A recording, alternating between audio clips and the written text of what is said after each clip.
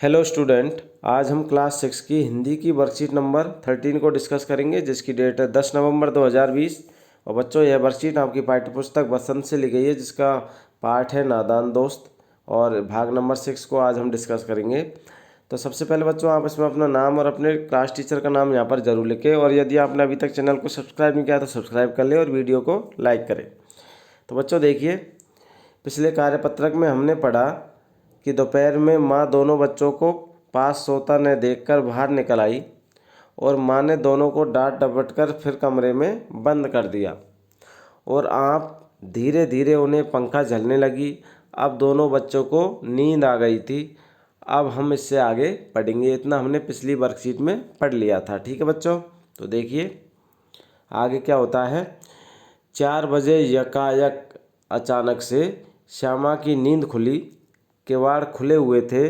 वह दौड़ी हुई कॉर्निस के पास आई और ऊपर की तरफ ताकने लगी। जहाँ पर अंडे रखे हुए थे कॉर्निस के ऊपर, वहाँ वह ताकने लगी, देखने लगी।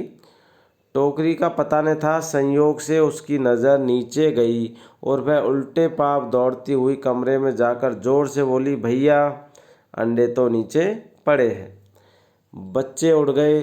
केशव घबरा कर उठा और दौड़ा हुआ बाहर आया तो क्या देखता है कि तीनों अंडे नीचे टूटे पड़े हैं और उनसे कोई चूने की सी चीज़ बाहर निकल आई है। पानी की प्याली भी एक तरफ टूटी पड़ी है। उसके चेहरे का रंग उड़ गया। ठीक है। सहमी हुई आंखों से ज़मीन की तरफ देखने लगा। डरी हुई आंखों से वह ज़मीन की तरफ देखने लगा। श्यामा ने पूछा, बच्चे कहाँ उड़ गए भैया? केशव ने करुण स्वर में यानी दुख भरे स्वर में कहा कि अंडे तो फूट गए। अंडे तो क्या हो गए? फूट गए। श्यामा, और बच्चे कहाँ गए? केशव, तेरे सर में। देखती नहीं, अंडों में से उजला उजला पानी निकल आया है। वही तो 2-4 दिनों में बच्चे बन जाते। इस प्रकार से केशव श्यामा से कहता है। तो बच्चों, इस गद्यांश में से आपको कुछ प्रश्न दिए गए हैं। इन प्रश्नों का आंसर आपको लिखना है। जैसे निम्नलिखित प्रश्नों के उत्तर दीजिए। केशव घबरा कर उठा। श्यामा ने गिड़गिड़ाकर कहा और केशव रोनी सूरत बनाकर बोला।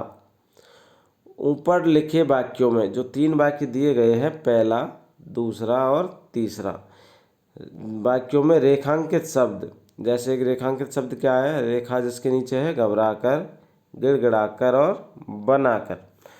रेखांकित शब्द रीतिवाचक क्रिया विशेषण का काम कर रहे हैं। कौन सा विशेषण? रीतिवाचक क्रिया विशेषण। क्योंकि यह बताते हैं कि उठने, कहने और बोलने की क्रिया कैसे क्रिया हुई, कौन सी क्रिया हुई।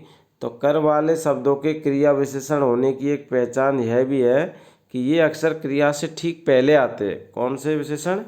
क्रिया विशेषण, कर वाले क्रिया शब्दों के क्रिया विशेषण। अब तुम भी इन क्रिया विशेषणों का वाक्यों में प्रयोग करो। तो बच्चों, क्रिया विशेषण है जैसे कि घबरा कर है, गिड़गिड़ा कर है, बना कर है, इनका भी आपको भी वाक्यों में प्रयोग करना है और यहाँ पर लिखना है, जैसे फर्स्ट, सेकंड, थर्ड। ठीक है। तो जैसे कि इसको किस तरीके से लिखेंगे आप देखिए बच्चों। पहला क्रिया विशेषण है जैसे कि बनाकर। ठीक है, क्या है? बनाकर है। तो बनाकर से बच्चों आप बना सकते हो। वाक्य में प्रयोग कैसे होगा बनाकर का? राघव ने रीना को मोतियों की माला बनाकर दी। तो यहाँ पर ये बनाकर आ गया। ठीक है, क्रिया से पहले। तो बच्चों, जो कर वाले शब्द है, जो क्रिया विशेषण है, वो क्रिया से पहले आते हैं। ठीक है, तो हमने इसका वाक्य में प्रयोग कर दिया, राघव ने रीना को मोतियों की माला बनाकर दी। घबरा कर क्रिया विशेषण से नया वाक्य क्या बनेगा? सुमन ने माँ से घबराकर झूठ बोल दिया। ऐसे ही गिड़गिड़ाकर क्रिया विशेषण से, कल मंदिर के बाहर एक भिखारी गिड़गिड़ाकर भीख मांग रहा था। ठीक है बच्चों, तो इस प्रकार आपको क्रिया विशेषणों का वाक्यों में प्रयोग करना है। ठीक है, ये इस तीनों का हमने कर दिया। इसे आप अपनी कॉपी में भी नोट करेंगे। आगे बढ़ते हैं। आगे है श्यामा माँ से बोली, मैंने आपकी बात सुन ली है। ऊपर दिए गए उदाहरण में मैंने का प्रयोग श्यामा के लिए और आपकी का प्रयोग माँ के लिए हो रहा है, ठीक है ना। मैंने और आपकी, इन दोनों का प्रयोग किस किस के लिए हो रहा है? मैंने का प्रयोग हो रहा है श्यामा के लिए और आपकी का प्रयोग हो रहा है माँ के लिए हो रहा है, ठीक है बच्चों। तो जब सर्वनाम का प्रयोग कहने वाले, सुनने वाले या किसी तीसरे के लिए हो तो उसे पुरुषवाचक सर्वनाम कहते हैं। नीचे दिए गए वाक्यों में तीनों प्रकार के पुरुषवाचक सर्वनामों के नीचे रेखा खींचो। अब तीनों प्रकार के कौन कौन से हैं? उत्तम पुरुष, पहला कौन सा है? उत्तम पुरुष, तो ये देखना है हमें उत्तम पुरुष, ठीक है बच्चों। दूसरा कौन सा है? मध्यम पुरुष,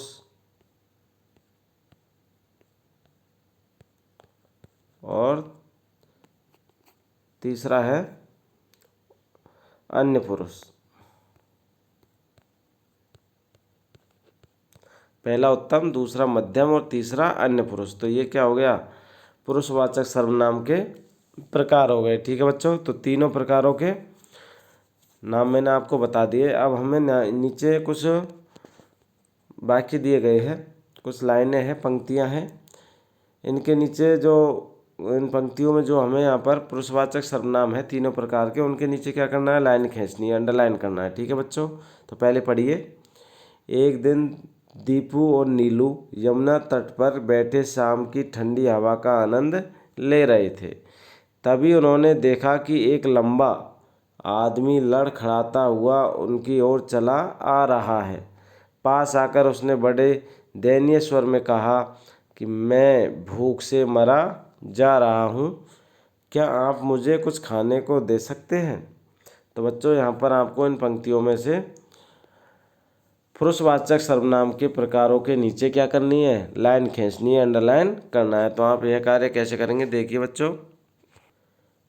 तो बच्चों आपको यहाँ पर पुरुषवाचक सर्वनाम के नीचे लाइन खींचनी है। तो हमने आपको दिखा रहे हैं कि एक दिन दीपू और नीलू यमुना तट पर बैठे शाम की ठंडी हवा का आनंद ले रहे थे। तभी उन्होंने, किसने?